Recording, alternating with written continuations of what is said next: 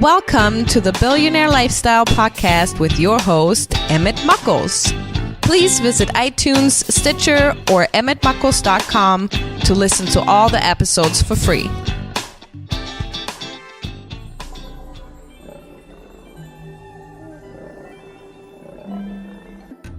Ladies and gentlemen, welcome to the Billionaire Lifestyle Podcast with Emmett Muckles. You can find the podcast on iTunes, Stitcher, TuneIn Radio, Google Play, Alexa, wherever you find podcasts, you will find the Billionaire Lifestyle so you can find out about the Nomad Capitalist. That is my guest today, Mr. Andrew Henderson.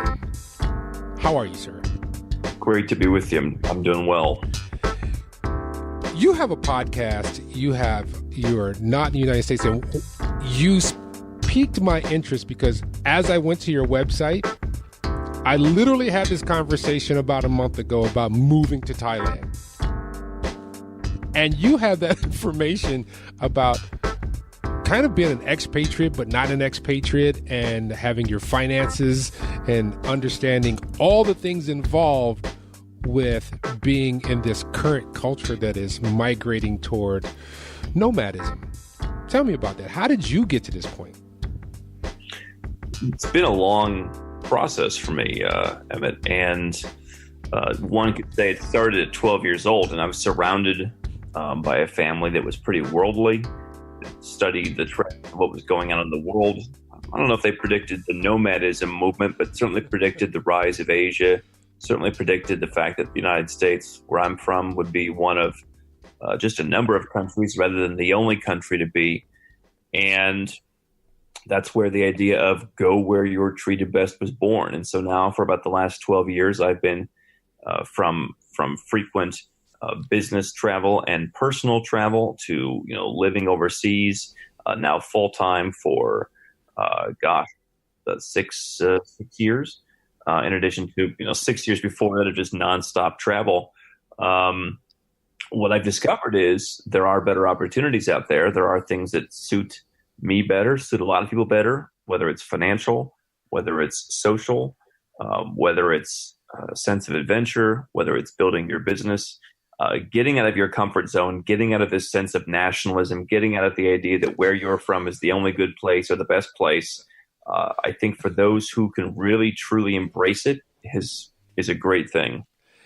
I concur with you because over the last couple of years, probably about 20 years, I've been blessed with the ability to travel and travel internationally. And when you're an American, that's what you know.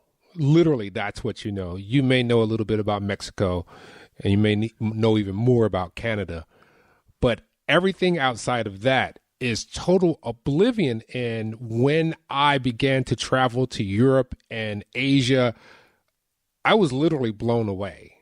For one, the quality of life that some people live and the community that people live, it just blew me away and it's made me rethink, how can you convey that to other people in your circle? For instance, you're from Cuyahoga County originally, and I'm from Detroit. But if I said to my friends, I'm moving to Thailand, they would look at me as if I was crazy. Well, I think that the world is changing somewhat. I mean, I'm from Cleveland, and as you know, being from Detroit, I think you guys have a bit more pride than we do. There's only one acceptable response from Cleveland, and that's I'm sorry to hear that. So that's the thing. Is everyone is living for the opinions of everyone else. Everyone, I mean, now it's on Instagram. People say, oh, Instagram made everyone narcissistic. No, they already were. And now it's just manifesting itself. And it's just, water seeks its own level. And so, oh, good one. People are looking out for what are my parents going to say? What are my family going to say? I just got someone the other day that for the billionth time that commented, Andrew, I love what you do. But what do you suggest for me? Because I have kids. Here's what you wouldn't know. For those people who have never left the United States, there is not a single kid anywhere outside the borders of the continental 48 states. There's not a child, not a school, not a pregnancy, not a nothing. It doesn't exist. And this, but people that like, I can't have kids and move. Like, of course you can, but you're concerned about somebody's opinion. You're concerned somebody won't like you. You're concerned you'll screw it up. And so you have to throw that to the wind. And so what I talk about, somebody said the other day, oh, I appreciate that you have a kind of the other brain mentality from all the bean counters who talk about how to save taxes and all this, because what it really comes down to, as with so many things in life and business, is you have to have your mindset right. If you think that you will fail at business, you're never going to start a business. If you don't have any confidence in yourself, you're never going to get anything done. You're never going to talk to that date. You're never going to go and travel the world. And so the mindset is where it is. And if you're fronting that all you care about is showing or validating, others' opinion, then you're not going to do it. Yeah. That's absolutely true. And a lot of the time it's their community. So people are familiar with what they know, and their community is, particularly in America, American. And the one thing that I truly found out when I began to travel, that our number one export in this country is culture. So everyone outside just really sees our culture because we don't manufacture anything, and we don't see anything else from anywhere else. So we have nothing to compare to. But the mindset, like you said, has changed. What have you found out related to how people can have a equal or higher quality of life elsewhere? Well, I think that if you look at where people who are just starting out, the people who quit the 25-year-old who quits the 9-to-5 job, where do they increasingly go? You're increasingly seeing pockets around the world where they go. Thailand being a big pocket, Chiang Mai in particular, Bangkok to some extent, Medellin, Colombia now, and others. I've been talking about Tbilisi for many years. People are starting in Georgia. People are now starting to go there. And let me tell you, it costs a lot less to live in Tbilisi. I've been spoiled. I'm in Kuala Lumpur, Malaysia right now. I talk about this is one of the underrated, livable places. Not a place to come and hang out and get smashed and go on a dating spree, but a place just to come and live. And whenever I travel, it's like, wow, things are that expensive, because I have lunch for $4 or $5. I have amazing foie gras French dinners for $100 for two with wine. And so I think, quite frankly, you could probably lower your cost of living by as much as 75%. I'm sure some people lower it more. Wow. I think if you just figured lower it by half and live better is probably a good way to look at it. Now, not everything's going to be cheaper. Somebody came recently and said, Andrew, how come this Omega watch you're looking at is the same price as in the U.S.? Well, because an Omega is an Omega is an Omega. But if you're looking at, eating, if you're looking at housing, I live in the middle of the city center. I live in decor. You couldn't get, I look at Singapore, New York, Hong Kong. I'm paying 1/10 of the price here. And I pay even less in some of the emerging places like in Eastern Europe, Montenegro, Georgia. So I think if you figure I can cut my cost of living by half and live a bit better, that's probably a decent guidepost. There are going to be some countries that are more expensive. My thing is pushing people to not do the $200 a month riding zip lines, petting monkey routine, but rather just to live a normal life and go out and build your 6 or 7 figure business. Now, that's another point that I wanted to bring up, because if you are not native to this conversation and you just come into a dry, most people, particularly Americans, would think, okay, when I retire, he's got the right idea. But you also brought up 25-year-olds, 30-year-olds are checking out of the game here, and they're saying, I'm done with this expensive place that has nothing but opinions that are trying to draw me in. What are some of the things that you can do or that are available to you to have income when you're not resident where you were born? Well, that was the question. When my father talked about moving to New Zealand in 1995, I was 11 or 12. And I said, Dad, we live in this big consumer economy. I want to be in business. Who am I going to sell to in this, place of 4 million people? Well, look at the reality. Look at Skype. Okay, we were originally going to chat on Skype. Skype was made in a country of 2 million people? It doesn't matter anymore. So what can you create that's online? What can you create that's a service business, consulting business? I just connected yesterday with someone who spent a long time living in the United States. She moved back to where she was born in Serbia, where it's a lot. I mean, it's a hell of a lot cheaper. I can tell you that. And she's doing. She's a coach and she's a therapist for people who are nomads because she's been a nomad, and so now she's providing that service from where she's from, and that's all online. It was happenstance we met each other because I do a lot of stuff in Belgrade, and but that's her thing. And so, what can you offer? What service can you offer? What product can you create online? Affiliate marketing, selling something on Amazon. What, can you trade stocks? Can you trade in cryptocurrencies? Or can you just create a business on the ground? I had a number of investments in the U.S. One of the businesses that I invested in and owned and oversaw was a swimming pool cleaning company.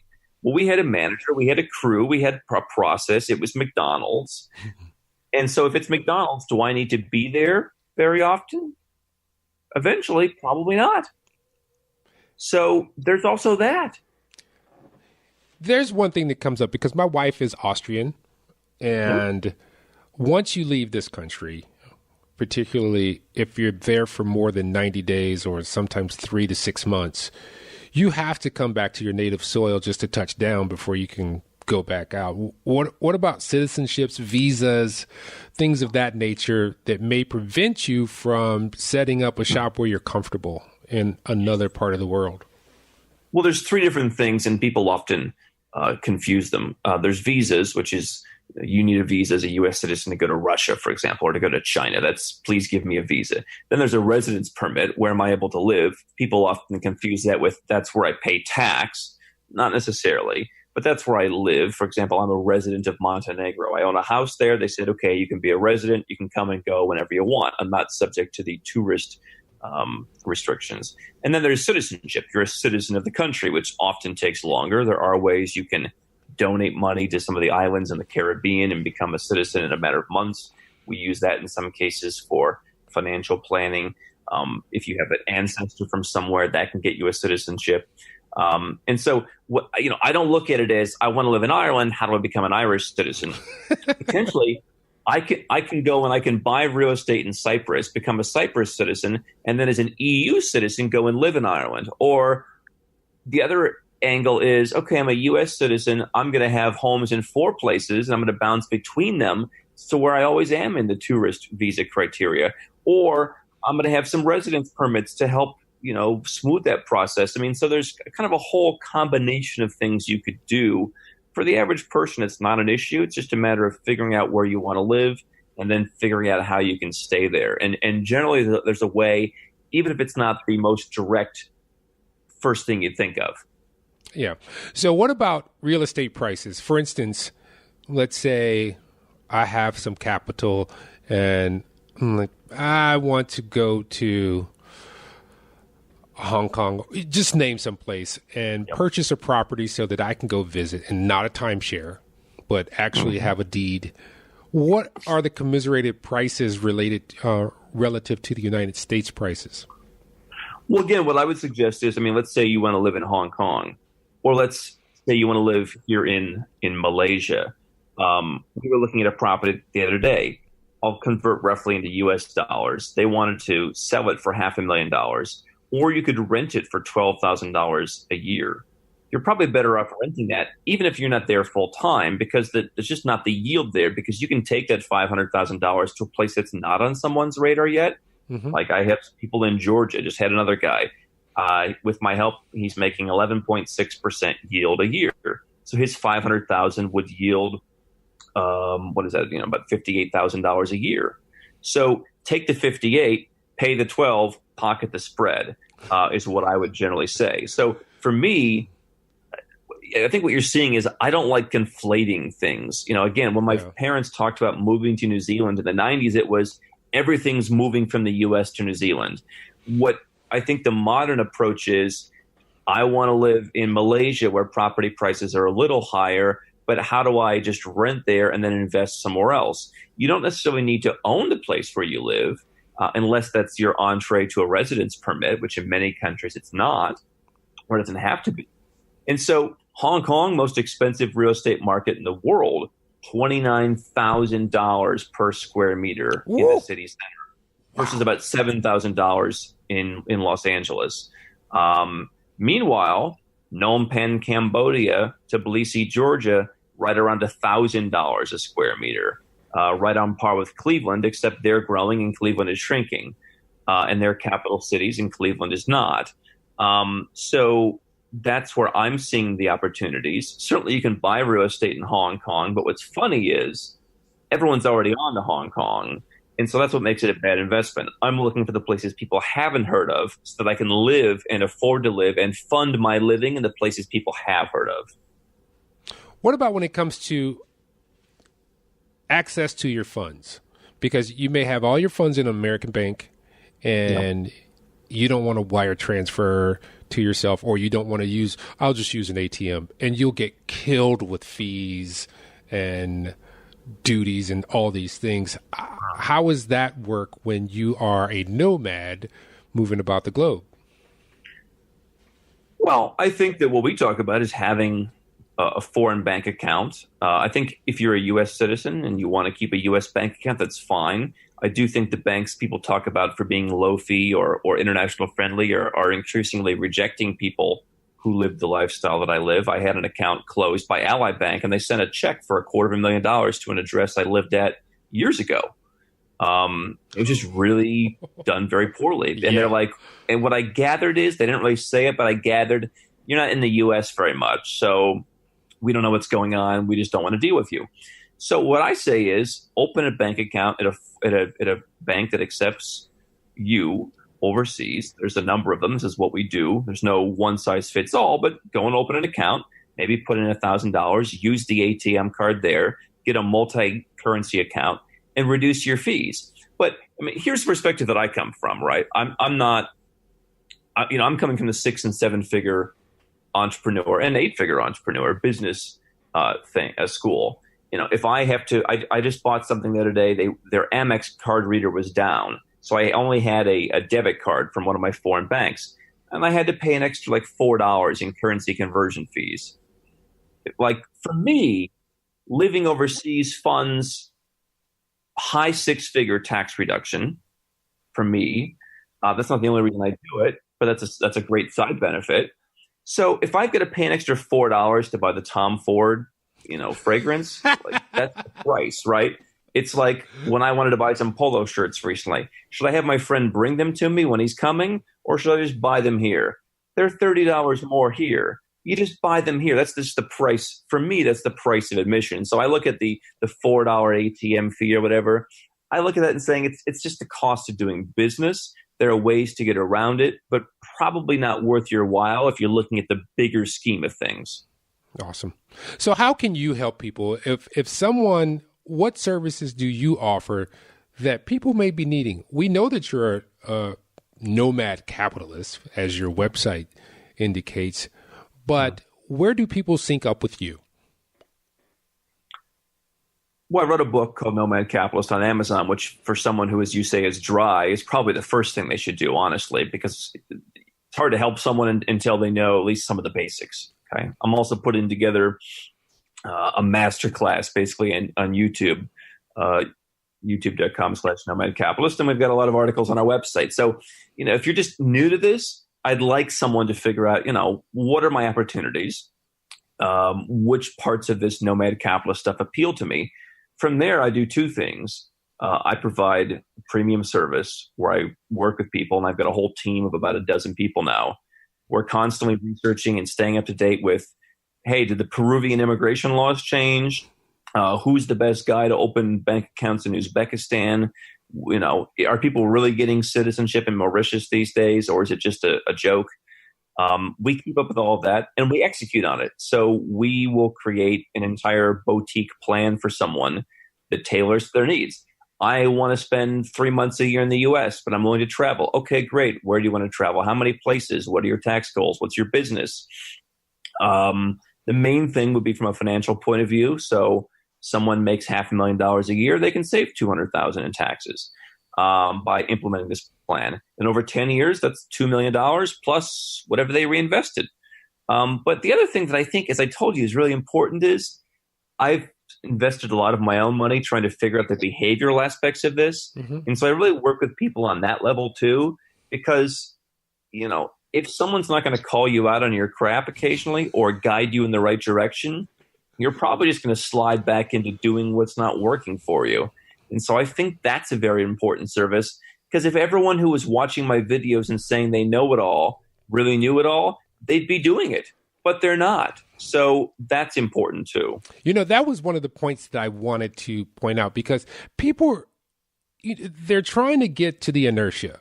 There are many people out here who are wanting to make change, and they know that they're ignorant, but there is such a plethora of unproven or trustworthy stuff out here. People don't know where to begin. And sometimes all you need is something to get your inertia moving forward, and it takes off. But that's the one step. So what would you suggest for people to get through this minutia? Well, what I said, what I made the decision to do, partially as a business person and partially because I just wanted to contribute something years ago, was I'm going to use my face. I'm going to use my real name. I'm going to do something that almost nobody does, which is now making daily video content on YouTube. People know where to find me. They know what I look like. They know my name. What my goal was to end the era of shadowy characters in this industry, because I totally agree. There's a lot of crazy people out there. And some of them maybe won't scam you. They'll just give you advice that is illegal. There's a lot of guys who are just these kind of anarchists, like, you should stop, you should protest. I'm not about protesting. I'm about making your life better. And so I think that's the approach you need to come from. The other thing I would say is, perhaps dip your toe in. Start with one thing. Start with, a snowball effect, as in, can I go and take a vacation somewhere and open a bank account and feel like, okay, I got something small done. What can I do next? Can I leave the U.S. as I did originally and say, all right, I'm going to commit to a year. I'm going to spend a month in 12 different cities, see what I like. And I have the option to come back and save face. But if I do like it, I'll just keep doing it and I'll refine. So I think those are probably the key things. I also think radical self-awareness is important. Mm-hmm. Listen, this is some kind of James Bond stuff to some people. But at the end of the day, once you do it, you don't feel like James Bond anymore. You just feel like, oh, I'm a guy who pays less in tax and lives a different kind of life. So if you're doing it because you want to be James Bond, you're going to burn out eventually. So if being just self-aware is really important, giving yourself permission to dip your toe in, starting up slowly, and really just analyzing, is this something that I feel comfortable with? Because some people just don't trust anyone to help them. And there's probably a greater issue behind that. Yeah, I can see that, particularly where we are, because this is such a... Once I traveled outside the United States and I came back to the United States, we live really weird circumstances. We work too much. We don't live enough. What is going on? And to compound that, I recently heard this interview with a presidential hopeful, and I think his name is Andrew Yang, who was an economist. And one thing that he said was, we're not paying attention. The jobs that we once knew 15 years ago will be no more in 10 years. How can people wrap their head around that, in addition to saying, I have options, such as there's an opportunity for my skills in another place? Well, I think that the number one secret for success is empowerment. I mean, the people who just sit around wringing their wrists are never the winners. The people who sit around and say, well, I may not like this, but let me just dig in, right? I mean, it's just, you've got to wake up and do the work every morning. This has been my secret to success in business for 15 years. I outwork everybody. I'm the son of Bob Henderson, who says, work your face off because winter's coming. Don't stop. Keep going. Winter's never enough. Don't be lazy. Keep going. Like, that's me. It's 16 hours of that. And so just acknowledging like work has to be done. I think the United States and some other Western countries are hopeless in this regard because they are living off of fumes. I once said, back when it made more sense, I said the United States is the Paris Hilton of countries. Ooh. Someone a long time ago did something, and now people are living off of it. And that's not going to work. Like, you have to have that self-awareness to realize the world is changing. Your country is not entitled. And this is why the travel is so important, Emmett, because when I look at my window at the Petronas Towers, you go back and watch the movie Entrapment in 1998 when those towers were just built. They were surrounded by a third world village. Now I can't even see anything but gleaming 50-story skyscrapers. This country was once a backwater. Now it's a contender. And so there are all kinds of new competition in my lifetime to the United States. Yep. And the reason nobody is aware of it is because they don't even know where Malaysia is on a map, let alone the 20-year trajectory from third world to almost first world. So if you don't know that, you're going to fail. So basically, you and I understand that the United States may be the last days of Rome. But a lot of Americans, and it's kind of reflective in our culture, in our politics, and the actions that are happening daily to the American public, what's going on. So, when you grow up in this culture, you're kind of, you're affiliated to it. That's what you know. Yeah. How is it when you travel, the customs, knowing the differences, and there are different subtleties that people may have to acclimate to, such as communication. And I'm not talking about language. I'm talking about interpersonal communication from a different culture. Was there a stepping stone or a shock that you had to go through, or was it as you went along, you just acclimated? Well, again, I had a head start in that I had an international view. My parents did some traveling, but again, they were very knowledgeable. I mean, my father would, always talk about what are the most free economies and look at what Singapore's doing. I mean, that was our dinner table conversation. Again, he wasn't moving to one of those places, but we were aware of it. And I never really felt comfortable in the U.S. on a personal level. It was never really my country. I never really waved the flag. So I had those two benefits. But I'll tell you, travel is helpful because I have people who I know who are pretty fiscally conservative people, and they travel for a while. They go to Europe and they're like, you know what? Maybe they have something figured out in healthcare. Let's at least discuss it. They go and they vote for Republican after Republican in the U.S. and they say, we don't want this government healthcare. Then they go to Europe and say, you know what? It seems like it's not as bad as I thought because now I'm seeing it. I'm not hearing what the media in the U.S. is telling me. And listen, I'm not saying I'm for universal healthcare. What I'm saying is, if your reason for being against universal healthcare is that Fox News said to be so, that's a different opinion than going to Norway and saying like, yeah, this sucks. But you've got to see it for yourself. And so that's what travel is. Listen, in today's era of YouTube and everyone chat, I mean, the world is so open now. You don't necessarily have to travel to be open-minded as much as you used to, but it facilitates the process. It's a tactile expression of opening up and being open-minded. And I think that's all there is to it. And so the barrier is you have to break down USA number one. The USA is number one in nothing, let alone everything on a quantitative level. That's just the fact. And people want to say that's America bashing. It's not.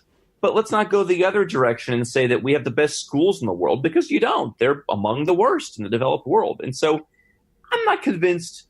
I think that part of what people do that turns the general public off is saying, oh, the U.S. is going to crater. It's the last days of Rome. Listen, I think the U.S. will just be Spain, potentially. There'll be a former country of glory that's now insignificant and nothing, with pockets of quasi-third world, pockets of first world, halfway decent passport, and nobody cares about them anymore. Wow. But you do make some really great points, because when I went to Austria, I went to Czech Republic, visited Slovenia, some other places, and I realized, they didn't have the strife, for one, because, and this was my opinion, because it was kind of a monoculture. You know, America's very diverse, extremely diverse compared to some other places. How is the diversity acceptance when someone from America goes somewhere else? So if you're Latino, or if you're born here but you're second or third generation and you don't look like the people where you're going, how is the acceptance? Well, I think in a lot of countries, particularly from the standpoint of what I do, which is banking and immigration and all kinds of bureaucracy and paperwork. I never thought I'd be a guy as an entrepreneur who's in the bureaucracy business, but it's basically what I am. You know, if they like U.S. citizens, there's certain countries we deal with. U.S. citizens are number one for them, and I don't think that it matters. So from a procedural bureaucratic standpoint, I don't think it matters at all. Let's be honest, and I'm sure somebody will criticize me for this, but listen, it's the truth. And one of the things I've learned living outside, and everyone I know who's lived outside for a long time, the rest of the world isn't living in a social justice warrior world. The rest of the world, people make judgments. And I'm not saying that I want to make judgments. What I will say this is white privilege is a thing outside of the U.S. When I go to Dubai and I'm bracing myself because the guy in front of me in the immigration line is getting reamed, and I'm like, I'm ready to contain myself. And then I go up, hey man, how's it going? Where are you coming from? Oh, how's the weather? Oh, I get it. That guy's from Bangladesh and I'm white. I do think from a standpoint of just kind of like, if you were to come to, if you were to go to Thailand, I bet some people, or China in particular, I bet they'd be like, he's from Nigeria, if you're black. Or he's from El Salvador. Like, they don't really know, and I don't want to pick on any one particular country, but like, no, dude, I've had Asians be like, yeah, we don't like that whole Central American thing. You're so on point. You mean like Bolivia, like not really Central America, but you know, you're close. You're so on point. Like, people aren't educated, Emmett. I've experienced it. That's why I'm laughing so hard. One day, I'm hanging out in Upper Austria, and my mother-in-law says, hey, I want to get a dress. You want to come with me? And my wife's like, nah, I don't want to go. You go with her. I'm like, okay. So me and my mother-in-law go to the store. All eyes on me, as if I'm Tupac. All eyes on me. And I'm fondling over my mother-in-law, making sure her dress is right, going to get her stuff, and I'm just playing the role, right?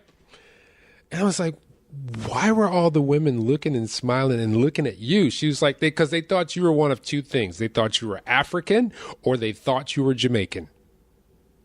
I was like, I'm bald-headed. How can I be Jamaican?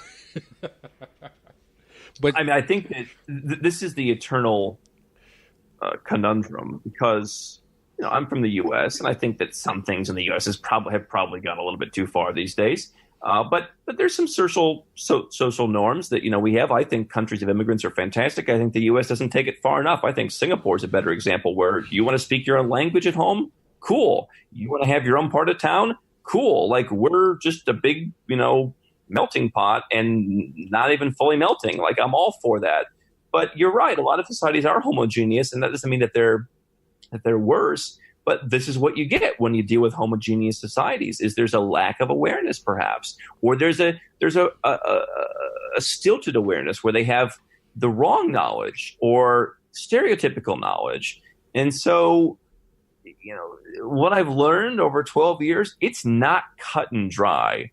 There are some big existential conversations to be had around all of this stuff, and I don't know that we'll ever figure it all out. But it's a constant adaptation. What about the equality and I'm saying this, the differences between men and women as you get outside the country? Because, you know, right now in the United States, we are going through a cleansing of sorts of historical wrongs or historical judgments. For instance, if a young lady like my daughter, who's 27, she says, Dad, I'm out, and she leaves, will she have the same or similar experience because she's a woman, or depending on where it is, or will it be a little bit more free? it depends on where you go. And so this is part of what I would work through someone is, what are your objectives? I can tell you that in Malaysia, my fiance, when she first came, she was afraid because she wasn't covered. And then she realized the Malays, which are only a portion of the population, the Muslims, they're not the entire population. They only care about what the other Muslims are doing. That's why the Malaysian Chinese girls wear 1-inch long shorts and nobody cares. And they're still Malaysian. So if you're not even from here, they certainly don't care. So from the religion kind of point of view, different. However, a lot of societies, and I have a lot of people who work for me who are from Serbia, Georgia, and even parts of Asia, there's still kind of a patriarchy in a sense. I'm not saying that women don't have jobs or can't have jobs. I'm not going to claim that I totally understand how all of them work. What I do know is that in most countries I go to, women still want to be quote unquote women. They want to be feminine. They want to be different. I have women who have told me that they're revolted by the idea of equality. That's the women talking. So can you go and listen? One of those women is one of the top government lawyers in Serbia. Okay. So nobody's holding her back from having a top government law job. But she's also saying, I don't want to be equal to my husband. I want him to be the head of the household. I don't want to earn more than he does. So that's still the case in a lot of places in the world. Wow. Not saying it's good or bad. I'm saying it just that is. Quite frankly, this kind of Northwestern Europe / Anglo countries, social justice thing, again, all for equality. I don't like the way some people judge others, but this is kind of a bubble in the context of the entire world. You mean the United States and our ideologies? The U.S. / Canada / Australia / Belgium. But this handful of countries, again,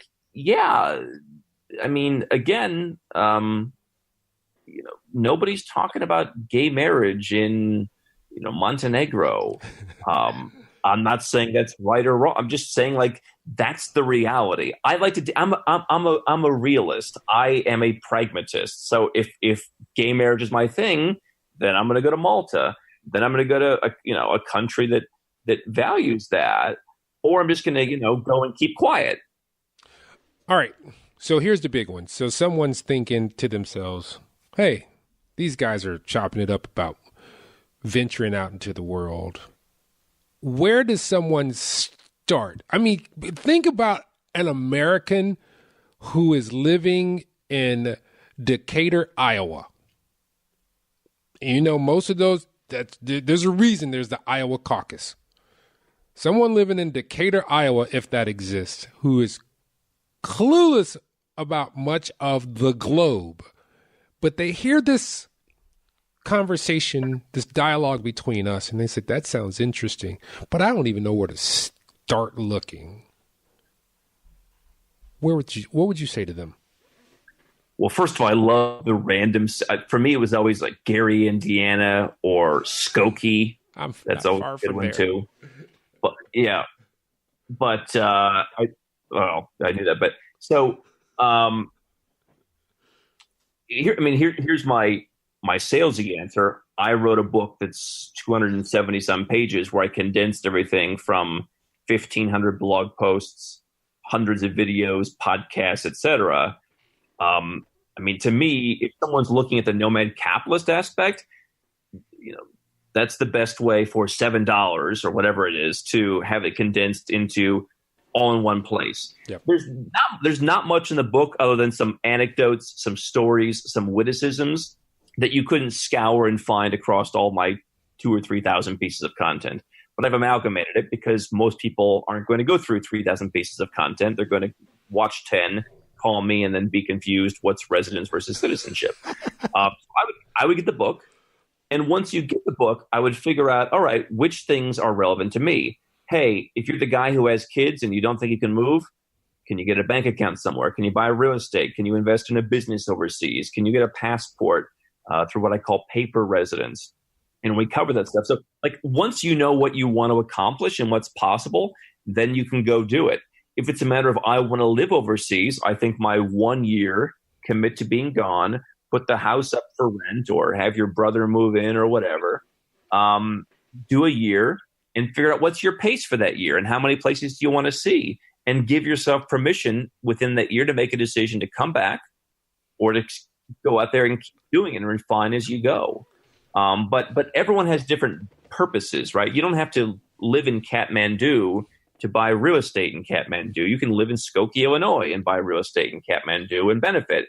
So until you know which strategies you want, you're going to have a hard time executing them. All right, here's the last one I'm going to give to you. It's a scenario. Someone makes between $32,000 and $50,000 here in the United States. They've managed to save $12,000 hard cash in the bank. And they say, I like what this guy is talking about. I want to experience it. I am going to move out the country. I have $12,000. Is that viable? I think it's viable. It's funny. I mean, for like a year, like for a period, like 6 months to a year, right, with my $12,000. It's been a long time. I mean, I had those kind of scenarios in my life before, and I feel like the further I get, it's harder. But of course, it's viable. And I know if I had kids, and that's the discussion that I have now, where I might say, hey, we've saved up $12,000 a year for your university. You can get a job and pay the rest. But if you don't want to go, we'll give you $12,000. Go to Cambodia, and maybe you'll learn more about life and business and how the world works just going there. So it is. I think that. I mean, it always depends on how you want to live. Backpacking, hostels, or just picking one place or two places, getting a cheap apartment. Listen, you can go to Tbilisi or Phnom Penh, two cities that I think have a lot of potential. You could rent an apartment for $300 a month for a year. Not a terrible one. So, I mean, not amazing, but not terrible. And so, yeah, you could do it. But I mean, here's the thing. Are you someone who benefits from having a fire lit under your tuchus? Like, if it's just, I'm going to go blow $12,000 and then, I don't know, come back and hope that, Wiener Schnitzel is hiring, I guess that could work. But for me, I would rather be like, I got $12,000. I better get to work. I better learn a skill or a business or do something that I can bring in cash. And for me, out of all the businesses that run, I like cash businesses. I don't like where I'm waiting for Google to acquire me. I like cash. What can I start now to make some cash to keep it going? That is a good mindset to promote. That right there in this day and age sums it up, because what we had, that Make America Great Again, and whenever I heard that, I thought about when everyone said America was great, which was the 50s and 60s. It was not a good time for me and my people. Yeah. So that's off the table for me. I'm like, we need to progress forward instead of looking backwards. And I heard this years ago. It had to be 2007. I had this business where I was a finder. People would call me and say, Emmett, I need this. And I would say, okay, I'll call you back and I'll tell you if I find it, and I'll tell you how much it is. There was a guy who was an accountant or something, and he was into stocks. And I asked him, simple question: where are you putting your money in your stocks? He's like, I'm putting all my money in Asia. This is, 10, 12 years ago. Now I fully see what he was referring to, because that's where all the manufacturing is. And if you look at any economy or civilization, those who are building are prospering. My answer to that and to everything you've talked about is, if you want to have something that no one else has, if you want to achieve more, you have to be willing to do things other people aren't willing to do. That's the secret in anything. So can you take that $12,000 and can you go live in somewhere in Southeast Asia for a year and then figure out a way to keep it going? Yeah. You're going to be calling my friend Reed and be like, Reed, can I slave away for you for a slave wage to learn Cambodian real estate? I'll run around. I'll be your fixer, your finder, your whatever. can you go and take some skill you have and go on Upwork and work for $5 an hour and build a reputation until you can get to $50 an hour or $100 an hour? Seen that happen a million times. Like, are you willing to do it? No. Everyone else, I don't want to make $5 an hour. That's beneath me. Like, are you willing to do what no one else is willing to do? And when it comes to real estate or investing, yeah, you can invest in Los Angeles with everyone else and all the Chinese people with their money they're trying to get out. But everyone's doing that. So why would you get a better return? Yes, you can live in Skokie, Illinois, and you can keep paying 40% tax. People call me and they say, I'd like to keep living in Skokie and not pay any tax. Well, wouldn't we all? Are you willing to do something that no one else is willing to do to get a benefit no one else has? I've done that. Higher returns, pay very, very little in tax. Hey, I want to pick apart something you just said, 40% in tax, because a lot of people don't understand that. Can you break that down for everyone? If I'm running a business I ran businesses in the United States. So between a moderate state tax rate, I lived in Arizona as an adult. If you have a city tax, that makes it worse. Then you've got Social Security and Medicare tax. I'm just saying, what my life as an entrepreneur has always been, I'm always paying the government. Nobody's taking it out of my check.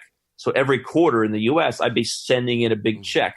Part of that's federal, part of that's Social Security, part of that's Medicare, and then every year you'd pay Arizona. And if you make $500,000, you could easily pay. You'd probably pay more than $200,000 in most parts of the U.S., in most parts of Canada, most parts of Australia. So, that's why most businesses nowadays aren't hiring; they're contracting because they don't have to deal with all that. As I have a friend who literally went through the same thing. Man, this has been great. I could talk to you for hours, literally hours, and we've had some, trying to sync up. It's well worth it. But what is the one thing, if you and I and my audience were on an elevator and we were going up 7 floors and you had 1 minute, what would be your elevator speech? I would say, by 5 magic words, go where you're treated best. And what I would tell you in that 1 minute is you have to rewire the way you think. You have to have the open-mindedness and the self-awareness to evaluate where is best for you. So in less than a minute, go where you're treated best. Are you willing to do what it takes to give yourself the best? Are you willing to break out of your shell to say, maybe I'll date someone over there. Maybe I'll put my money over there. Maybe I'll send my kids to school over there. Maybe I'll start a business, get a passport, do whatever in some other country where I can be treated best. And if you're willing to do that, then you'll have what no one else has. Awesome. I want to thank you so much for being on the Billionaire Lifestyle Podcast. It is my pleasure, man. Great to talk to you and glad we could hook up. Thank you. Ladies and gentlemen, this has been a great moment. There was an underlying item that was between us, which is no matter where you go, you will see and be part of other human beings. H-U-E, people of color under the sun, in the image of man. And the last part, which is what we were talking about, is the experience. So many of us put ourselves in a box that we won't let ourselves experience the being part, the human being part. You are a dynamic creature. Man has not been able to make man without this specific process. So what you have to do is A, love yourself. Once you love yourself, realize that there are other people that you need to love as you love yourself, and treat them with honor and respect. Remember, we are from one piece. As above, so below. Just like your eyes look like nebulae in the sky, just like when you think something, it affects your body. All of it is as above, so below. Change your mindset. As above, so below. Your mind, your ass will follow your mind, basically. But remember this, you really have to own your own life. There are no rules except to treat others justly. Treat others like you want to be treated, because that will encompass all the other rules. And remember, if you don't think anybody's paying attention to you, if nobody loves you, somebody does. You just haven't opened yourself up to it. Until next time, remember these words and remember this. Go in peace. Auf Wiedersehen.